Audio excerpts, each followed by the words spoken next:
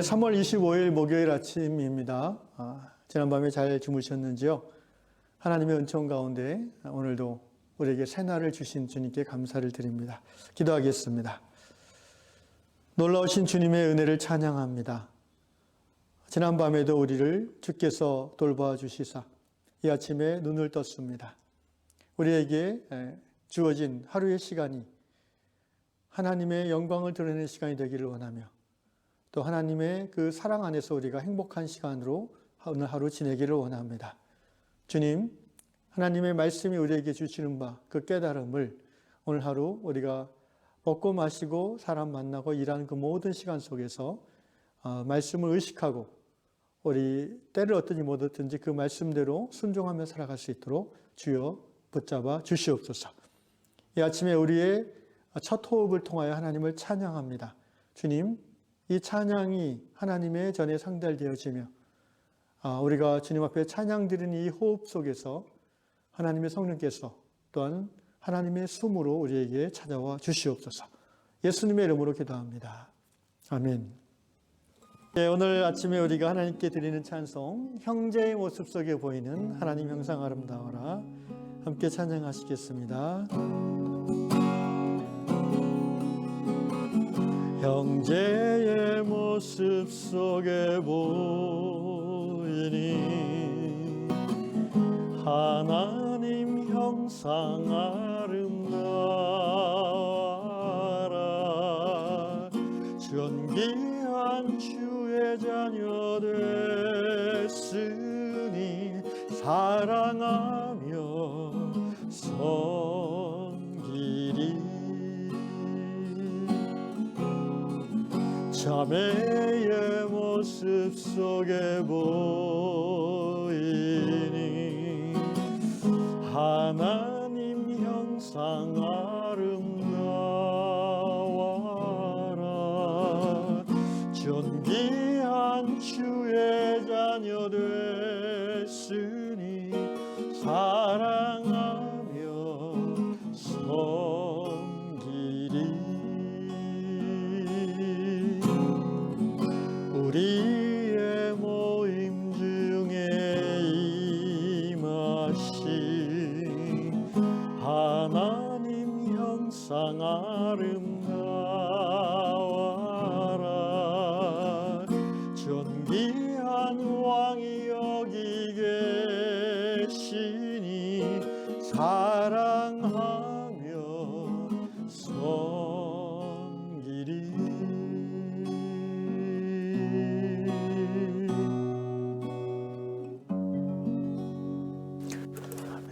네, 오늘 이 아침에 우리에게 주시는 주님의 말씀 마태복음 7장 12절 말씀과 갈라디아서 6장 2절 두 곳을 보도록 하겠습니다. 마태복음 7장 12절부터 읽겠습니다. 그러므로 무엇이든지 남에게 대접을 받고자 하는 대로 너희도 남을 대접하라. 이것이 율법이요 선지자니라. 이어서 갈라디아서 6장 2절 말씀입니다. 너희가 짐을 서로 지라. 그리하여 그리스도의 법을 성취하라. 아멘. 다락방 이야기는 미국 엘라베마주에 사시는 더그 형제님의 이야기입니다. 잠깐 소개해드리면 형제님은 풀타임 잡을 가지고 있는 아내와 함께 살고 있습니다. 그런데 이 아내 되시는 분은 자기 풀타임 잡이 있음에도 불구하고 또 여러 가지 지역사회에 봉사활동을 하시고 또 걸스카우트의 어떤 자문 역할도 하시면서 더 나아가서 그 마당에다가 아름다운 그 정원을 가꾸고 꽃밭을 가꾸는 그런 일까지 하고 계시다고 합니다. 굉장히 바쁘게 사시는 한마디로 슈퍼우먼이지요. 그러던 어느 날 아내가 남편 더그 형제에게 말합니다. 여보, 나는 꽃밭을 돌보는 일을 이제 더 이상 못하겠어요. 이렇게 얘기했다고 합니다. 꽃밭 돌보는 일도 아마도 그 아내가 스스로 자청해서 시작했을 것입니다. 이 얘기를 들은 형제는 다음날 아침 일찍 일어나서 자기도 한번 해본 적은 없지만 꽃밭을 돌보러 준비하고 나갔습니다. 찬양을 틀어놓고 몇 시간 동안 그 일을 하였습니다. 그리고 그러던 중에 더그 형제 입에서 감사의 기도가 우러나왔다고 합니다. 무엇을 감사했을까요? 이렇게 꽃밭이 있는 아름다운 정원이 있는 집을 주시고 또 이것을 가꿀 수 있는 건강을 주신 하나님께 감사의 기도를 드렸다고 적혀 있습니다. 저는 이 예화를 읽으면서 여기 본문으로는 갈라디아서 6장 9절을 써놨습니다.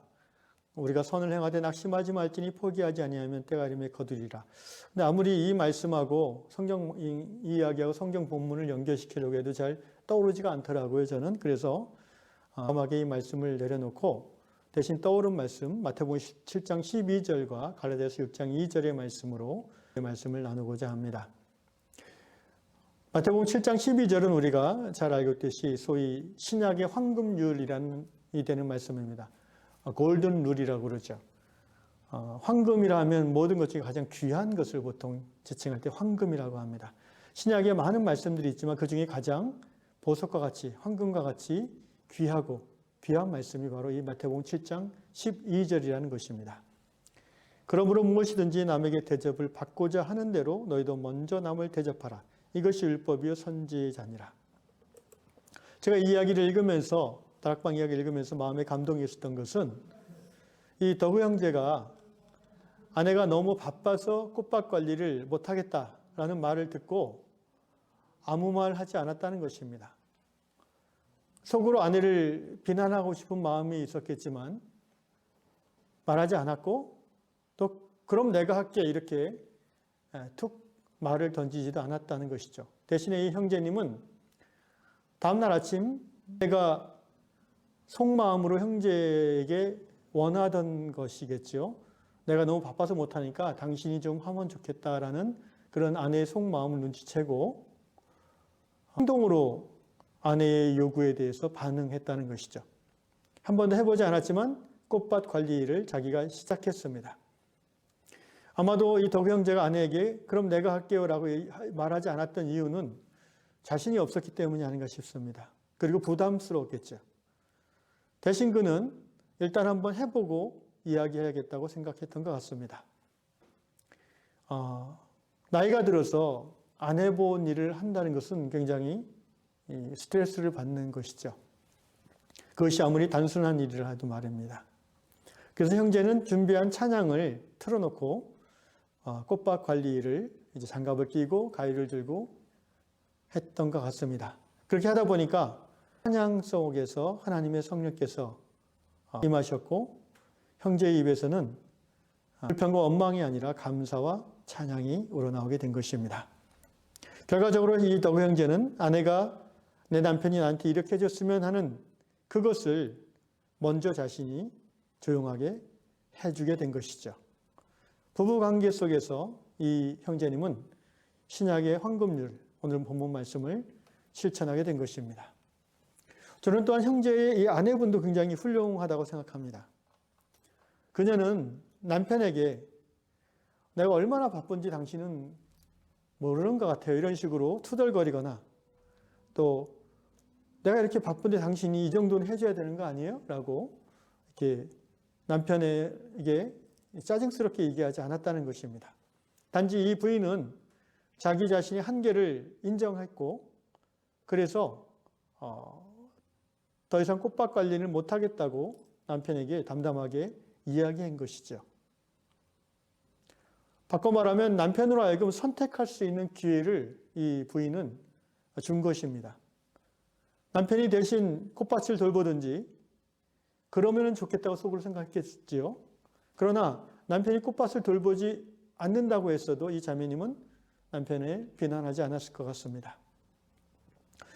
이 글만 가지고 자세히 이 부부관계를 알 수는 없지만 적어도 우리는 오늘 이 이야기를 통해서 우리의 부부관계 속에서 가족관계 속에서 더 나아가서 교회 성도들과의 관계 속에서 우리가 어떻게 이 신약의 황금률을 적용할 수 있는지 그 힌트를 얻을 수 있습니다.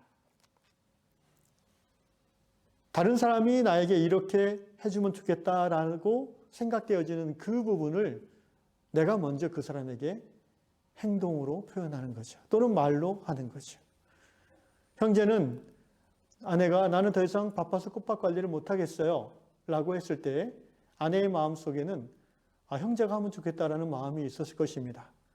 더구 형제는 아내가 자기가 해주기를 바라는 것을 눈치채고, 그렇지만 자신이 없으니까 그 앞에서 얘기하지 않고 있다가 다음날 아침 일찍 실천으로 보여준 것이죠.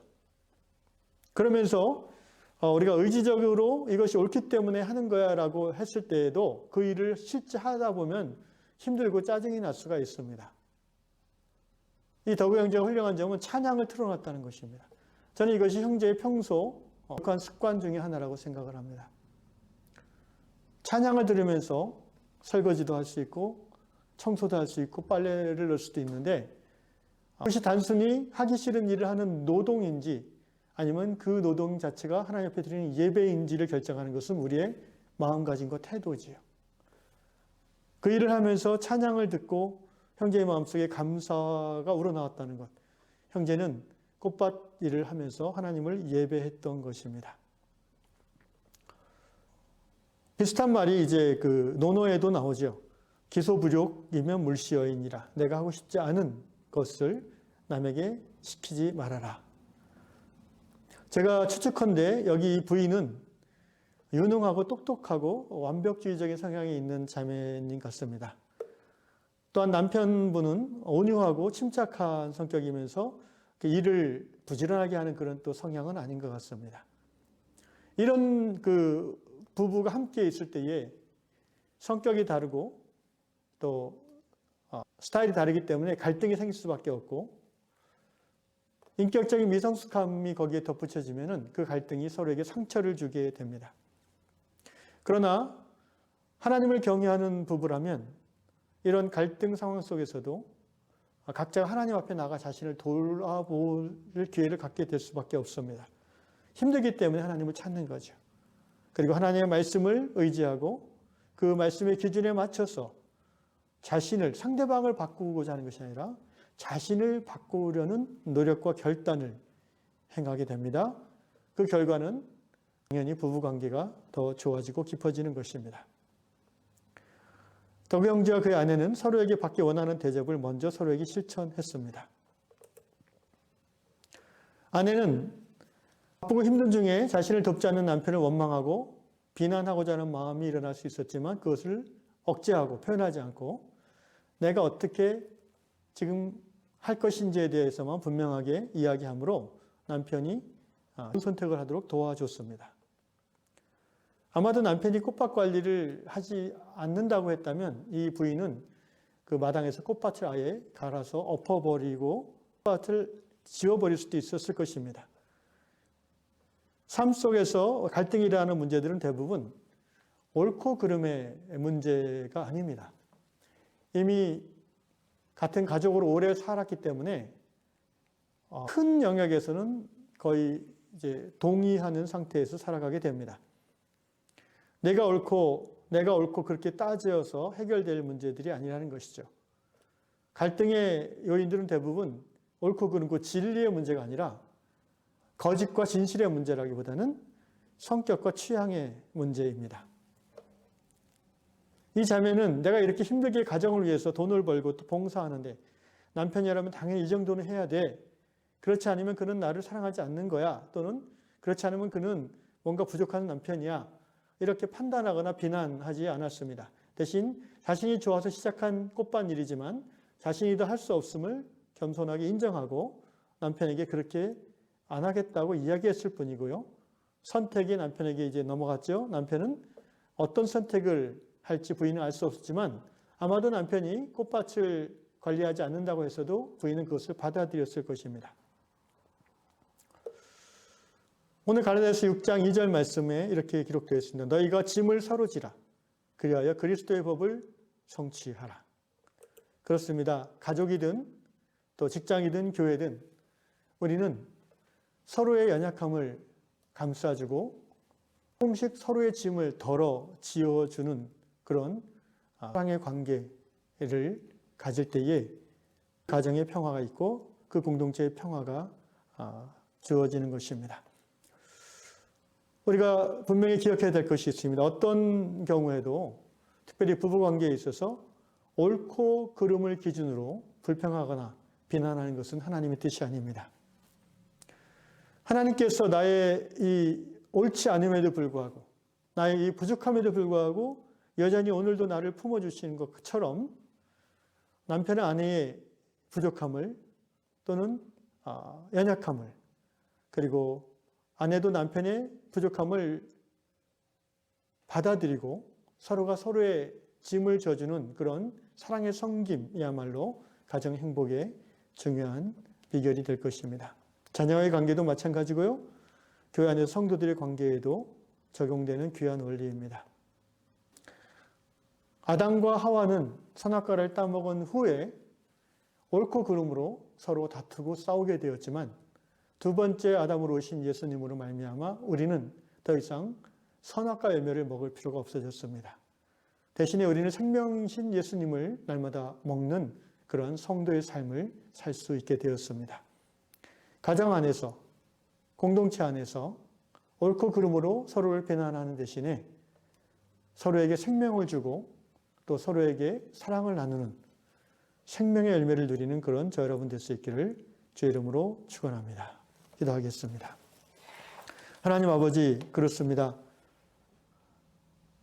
하나님은 우리의 연약함과 부족함을 오늘도 비난하거나 질책하지 아니하시고 우리가 하나님 앞에 무릎 꿇고 나올 때마다 불쌍히 여기시며 받아주신 하나님이심을 고백합니다.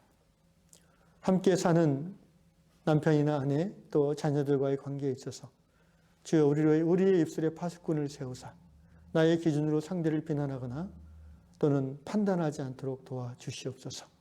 다만 주께서 나를 불쌍히 여긴 같이 상대방을 불쌍히 여기는 마음으로 지어주셔서 주여 덮어주고 안아주고 또 격려해주고 대신 짐을 져주는 아름다운 사랑의 공동체를 이루어가는 모든 성도들 될 수 있도록 우리 위왕의 가족들을 축복하여 주시옵소서. 날마다 예수 그리스도 그분이 주시는 생명의 열매를 먹고 그 생명을 누리는 모든 유황의 가정 되기를 간절히 원하오며 예수님의 이름으로 기도하옵나이다. 아멘. 하늘에 계신 우리 아버지여, 아버지의 이름을 거룩하게 하시며 아버지의 나라가 오게 하시며 아버지의 뜻이 하늘에서 같이 땅에서도 이루어지게 하소서. 오늘 우리에게 일용할 양식을 주시고 우리가 우리에게 잘못한 사람을 용서해 준 것 같이 우리 죄를 용서해 주시고 우리 시험에 빠지지 않게 하시고 악에서 구하소서. 나라와 권능과 영광이 영원히 아버지의 것입니다. 아멘.